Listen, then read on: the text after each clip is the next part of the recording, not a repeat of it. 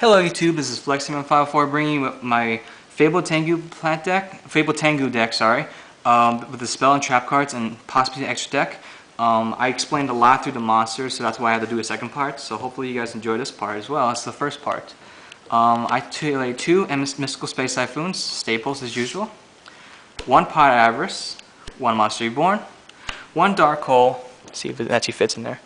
One Giant Trunade, one Book of Moon, and one Mind Control.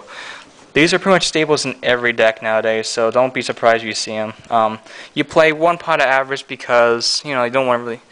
It comes a dead draw half the time you play two, so I only play one. And Mind Control, you play 9 tuners in the deck, so why not play it, right? So yeah, these are the main staples of the deck. My choice of spell cards, I play 2 Instant Fusion to provide you an extra monster to synchro with. It's actually really good. It doesn't waste you a normal summon and just pays you cost 1,000 life points.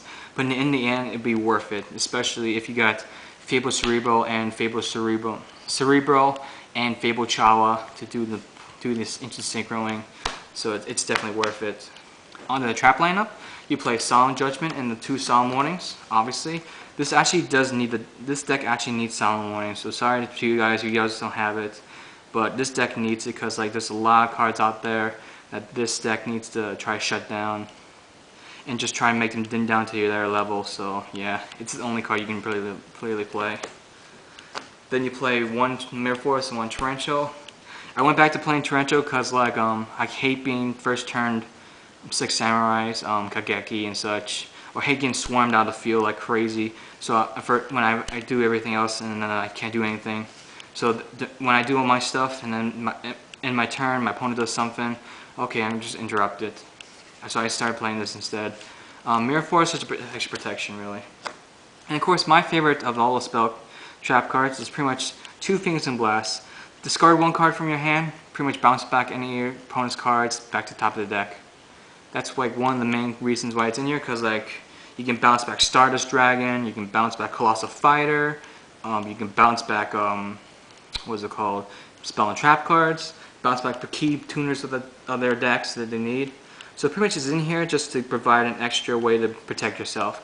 Also, I don't like Raigeki Break compared to this because Raigeki Break destroys the card and it fills your opponent's graveyard. You do that with the monster, you just fill the graveyard for Pot of Avarice. So that's the reason why I play this over Raigeki Break, is because if Raigeki Break fills their graveyard for monster targets for Pot of Avarice. So that's my explanation of why. And plus Stardust Dragon cannot negate this too. So yeah, as I said before, Stardust Dragon is one of the cards that actually make this deck cry, because there's no way you can get over it unless you do insane synchroing. And you do that, but it's risky with Stardust on the field, because then they have 4 things of back row and you're like, oh, I can't do anything now. Okay, that's the main deck. How much time we got on there actually? We have 3 minutes so far, so hopefully I can get through this very quickly. Here's the side deck. I play 1 Chimeric Fortress Dragon because there's no room in my extra deck, so that's why it's in there, just in case. And plus it's not really necessary unless I really need to. And of course you have to play 2 Cyber Dragons. This is a Gyarados Cyber Dragon. If you guys were wondering, I drew that on mine because it was really a bad condition Cyber Dragon, and I really don't care if I draw on it. So yeah, that's why it's in there, and that's an ultimate rare. If you guys were wondering, 2 Thunder Kings just for any deck that searches up the ass. My deck doesn't search that much; it just searches for 4 cards. Decks like 6 Samurais, gadgets. I think sometimes the Doppel Warrior if they play tuning or something. I don't know. It stops searching like crazy, so that's why it's in here.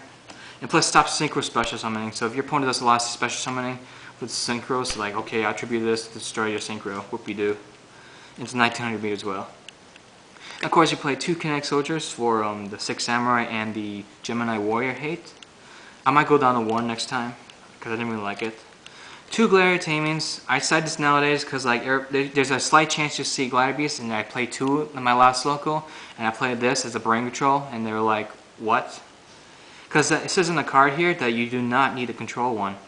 As long as one of you guys control one, it's a great card. That's why you play this in your side deck against GBs. Especially now that during the Legendary Collection 2 with the Land Quest Day, whatever it's called, the new Wing Beast monster coming out, you have to play this in the side deck now.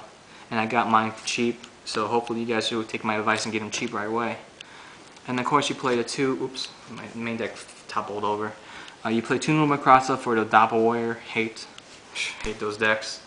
2 Bombers, because like you can play against Black Wings, GBs and such, just do a lot of normal summoning, 15 attack, much more. And of course the 2 Dust Tornadoes for Gravekeeper hate. Because Gravekeeper actually doesn't really hurt this deck, but it's good to get rid of the spell and trap cards. Onto the extra deck, you play 1 Trishula, because you don't do the mini dinosaurs, so that's all you need in the deck. 8 stars, you play Scrap Dragon and Stardust Dragon. 7 stars, where are they? Here they are. Black Rose Dragon, H-Sacred Wyvern, and Arcanine Magician. This is the main card you get on the deck, because you can clear field without actually blowing up your field like Black Rose would. This card is the main card, and you can play a lot of spellcasters in your deck. You'll see why I play it and how many spellcasters I play. For 6 stars, you play 1 Gaia and 1 Bryonac as usual.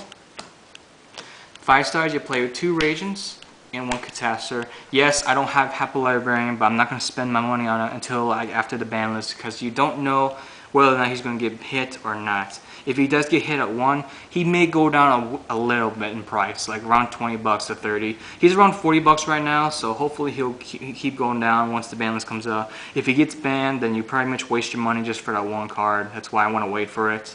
And plus, like, I'm not going to be playing in many competitive plays once I go back to school at the end of the month. So yeah, I'm trying to make more budget builds nowadays, or budget builds. So you play these. This is the main card of the deck. You have to try to get out as soon as possible, because like this card pluses every time. You get your monsters way too much often, and you have no hand. You possession this guy, you draw 2 cards for free. So he's like one of the main cards of the deck you definitely need to get out as soon as possible. And for a level 4 Synchros, you play the Fabled Unicorn. A lot of times you do a lot of 4 stars and just pretty much shut your opponent down from doing anything if you and your opponent have any same number of cards in hand. So if your opponent and I have the same amount of cards in hand because a Morphin Jar, like for instance, pretty much your Raikou is pretty much useless, your Mirror Force is useless, your Book of Moon is useless, all of us useless until one of us change our number of cards in our hand. So pretty much don't waste your cards for this card. This card will just negate it. It's just funny just to see your opponent squirm with this card. I won so many games because of that 1 card. And you see, in my main deck, I play 2 Interfusions. The reason for that is because they can provide an extra monsters for you to summon for synchroing. So here you go. Here are the fusion monsters I play. I play 1 Musician King for the level 5, and he's a spellcaster as well, so you can do more Arcanine Magician as well. Or you want to do a 6-star or whatever. Level 4 Dark Fire Dragon, just because it looks awesome. And of course, the last monster you play in the deck is the level 3 guy, Dragoness the Wicked Knight. This guy just looks cool, that's why you play it. You can play any 4, 3, or 5 Synchro Fusion monsters, but I prefer those because they look awesome. So that's the main deck of the whole Fabled Tengu deck, and I hope you guys enjoyed it. If you guys got any comments, suggestions, or questions, please comment below. Or just go to my inbox and actually message me something about strategy and such, and I'll be glad to help you. I also do deck help as well, so if you guys would like some unique ideas for the deck, I'll be gladly to help.